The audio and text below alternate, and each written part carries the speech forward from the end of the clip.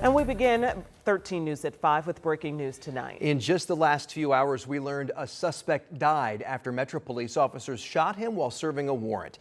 The shooting actually happened south of Indianapolis in Johnson County a little before 2 o'clock this afternoon. And that's where we find Matthew Fulton Franklin tonight. Matthew just spoke with police. What'd you learn, Matthew? Yeah, Dustin and Felicia, as you mentioned, we learned that that man has now died at the hospital. We do know this investigation is still ongoing, right now being led by state police. As you can take a look behind me, you can still see several investigators still here on scene. This is behind the Ryder distribution warehouse. As you can see, 2 SWAT vehicles still on scene, and the main focus of this investigation is the cab of that semi truck right there on your screen, the burgundy semi truck. Now, State Police rather say this all happened around 1:30 this afternoon. They say that Metro Police were conducting an investigation on the man who was shot. They tell us that he was wanted on multiple preliminary charges, including domestic battery, intimidation with a weapon, and that he was also a person of interest in a recent homicide out of Indianapolis. Now, again, as they were trying to get him to come out of that semi-cab, that's when SWAT team members were called. And then moments later, after back and forth or calling for him to come out, shots were fired. Now, we did speak with a FedEx truck driver who was in the area making a pickup when this shooting happened. Take a listen to what he had to tell me when I spoke to him earlier today. Take a listen. They shot like 3 or 4 shots into the windows and broke the glass out. And then after that, they gave him a final warning to come and exit the cab. They said it again after that, and then maybe like 30 seconds to a minute later, he starts coming out. But I don't know if he was trying to jump out the window or what his motive there was, but as soon as he started doing that, they started firing like 15 to 20 shots. Now back here at the scene live, again, the investigation unfolding into what exactly happened during this shooting. Now, we do know that no officers were injured in this shooting, and police tell us that they did find a firearm at the scene. However, we're still working to learn if that was found inside the truck cab or outside of it.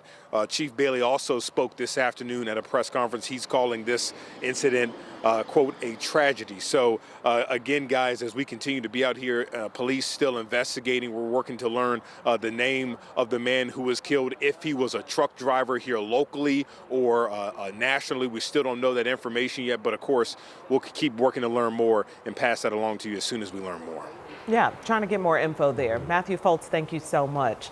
And we're also monitoring breaking news out of the State House. Major developments from there. Lawmakers will begin the 2026 legislative session a month early to talk about congressional redistricting. Our State House reporter Emily Longnecker has been working to learn more since that news broke around 1 o'clock this afternoon. She joins us live tonight. Emily.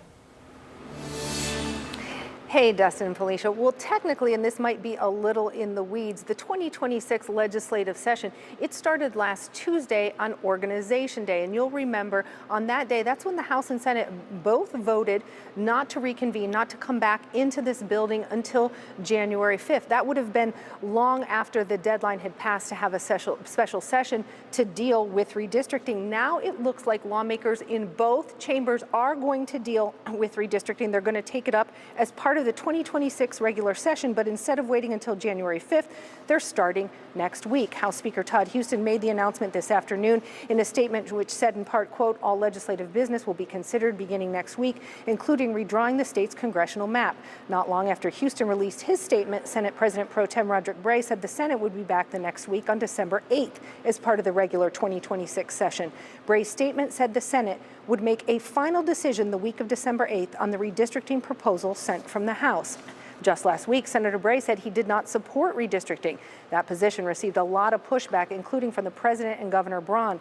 Also last week, several lawmakers, some who had also come out publicly against redistricting, were the victims of swatting and other threats.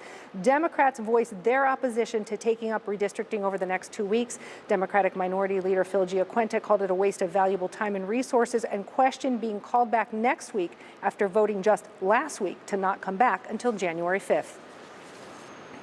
I'm offended by that, and I think it's taking cues from folks out in Washington, D.C. We as Hoosiers, we don't do that. We're an independent bunch, as I've said before, And we need to make up and make our own decisions on these things. And Leader Giaquinta also said, according to state law and House rules, in order to be able to change that date from reconvening from January 5th to December 1st, requires the Speaker of the House and the Minority Leader, Phil Giaquinta, to agree and come to some kind of agreement on that. And Giaquinta says that didn't happen. He says he received a call this morning from the House Speaker telling him, look, we're coming back in on December 1st. But Leader Giaquinta said that he didn't agree to that. And he was asked if that means that House Democrats will not be here next week. Will they not show up? And he just kept referring to those House rules, to state law, and saying at the last vote, the vote was to reconvene on January 5th. Dustin, Felicia? President Trump very pleased on social media that this is going to happen this afternoon. I'll tell you what, it's like we have whiplash, all the back and forth on this. Yeah, and Washington really monitoring what's happening here in Indiana. Emily Longnecker reporting live at the State House. Thank you. Thanks for your quick work today, Emily. And Emily and I have been following this debate around congressional redistricting closely for months. We talked about it again over the weekend on Crossroads Politics, and you can catch that show streaming right now on WTHR+.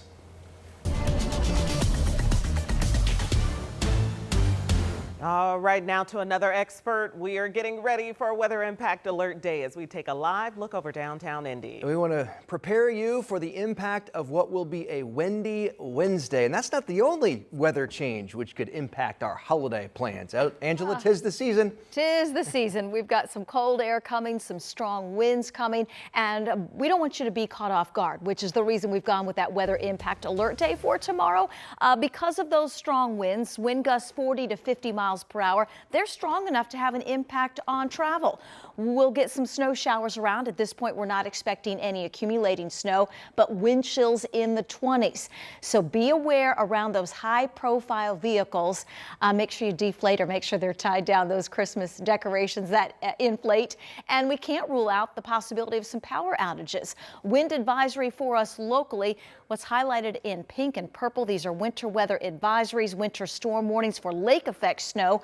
Here is the winter storm approaching Minneapolis. The heavy snow will stay to our north. We get the wind component and the cold air that will follow. We're still in the 50s. The cold air is getting close. It's now in the eastern sections of Iowa, and we will feel that weather pattern change over the next several hours. As early tomorrow morning, we're down into the 30s, and we don't get out of the 30s over the next several days. We'll take you through the holiday weekend in a few minutes. All right, Angela, and you can track all these weather changes on the live Doppler 13 weather app. Just download the app and then set up notifications. That way you can stay informed and follow along with Angela and the weather team's forecast. And speaking of the holiday, millions of people right now are traveling to their Thanksgiving destinations. Here is a live look at the airport in Atlanta. This is the busiest airport in the United States, and the FAA expected today to be the busiest travel day across the country in 15 years. We're talking 6 million Americans catching flights for Thanksgiving. And some of them will be traveling through Indianapolis International. That's where we find Ella Rhodes live tonight for us. And Ella, what are the TSA lines looking like right now?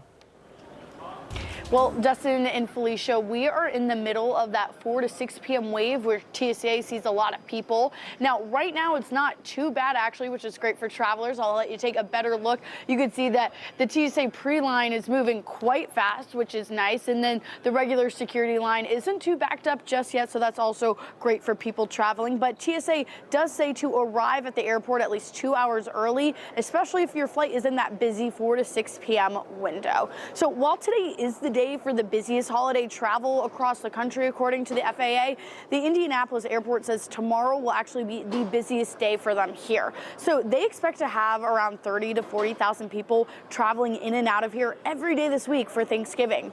This year, IND TSA says you can actually keep your shoes on at security, which is definitely very helpful and more convenient for a lot of us travelers. They also say to put loose items like your phones in your carry-on bag just to help speed up that security process. And And for folks wanting to bring any leftovers back, because I know Thanksgiving is delicious, if you could spray it, spread it, or pour it, TSA says to put it in your checked bag. Airport officials told us that they don't expect this Thanksgiving travel number to really beat this year's fall break numbers at the Indianapolis airport. We spoke with Stan Duggar, who's on his way to Phoenix. He and his wife got here 4 hours early. Yeah, we did. We normally don't arrive this early, but listening to the news and everything, we kind of freaked out a little bit. Probably got here a little bit too early, it looks like, because it don't look like it's crazy right now, although where we parked at, it was packed. Duggar says he's not too worried about his return flight because it's on Monday. FAA says that Sunday after Thanksgiving is the second busiest travel day that they expect. As always, arrive early, check your flight status with your airline and the airport that you're traveling to and from, and also make sure you have that real ID. They are checking for your real ID. If you don't have your real ID, better have your passport. And if you don't have your passport, well, TSA will just have a more thorough security exam for you. Dustin and Felicia. All right, I love that advice. Get there early. Worst case, you just got extra time. Sit back. To talk to other Hoosiers. That's right. Yes. All right, Ella, thank you. Good job, Ella. Thanks. All right, in NBC Nightly News with Tom Yamas, we'll be taking a closer look at the impact of weather on Thanksgiving travel nationwide. You can get a look at what's happening around the country. Those reports from Tom Costello and Al Roker are at 6:30 right here on Channel 13.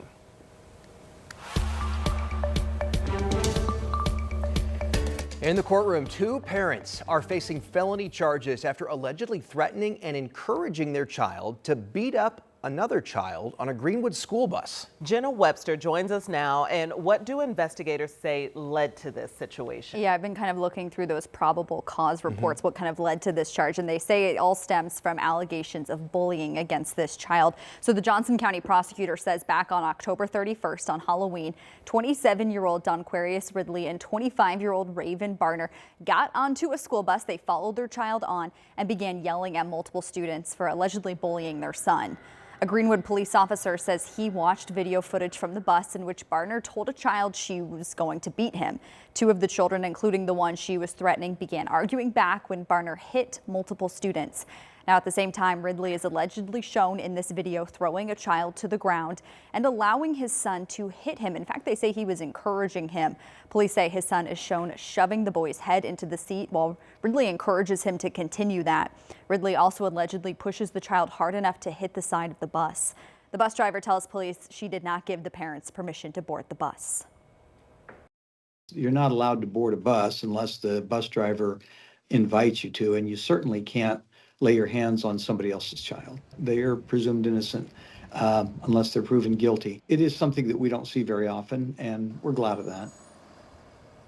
Both Ridley and Barner are facing 2 counts of battery on a person less than 14 years old. Ridley is also charged with contributing to the delinquency of a minor. It does carry a penalty of up to 2.5 years if they're convicted. All right, Jenna, thank you. Developing tonight, Metro Police are trying to figure out who shot and killed a mother with her toddler just feet away. We're now getting a new look at the scene where it happened. We found at least 7 bullet holes in the front door of the apartment where the shooting happened near Thompson Road and US 31. That's on the south side of Indianapolis. 26-year-old Amanda Jones died in the shooting. Her 2-year-old was not hurt and is now with the Department of Child Services. We also reached back out to Metro Police, who tell us they also took a vandalism report involving the victim around 4 o'clock Monday afternoon. That was about 8 hours before the shooting around midnight. Metro Police tell us they also released the 2 people who they detained for questioning.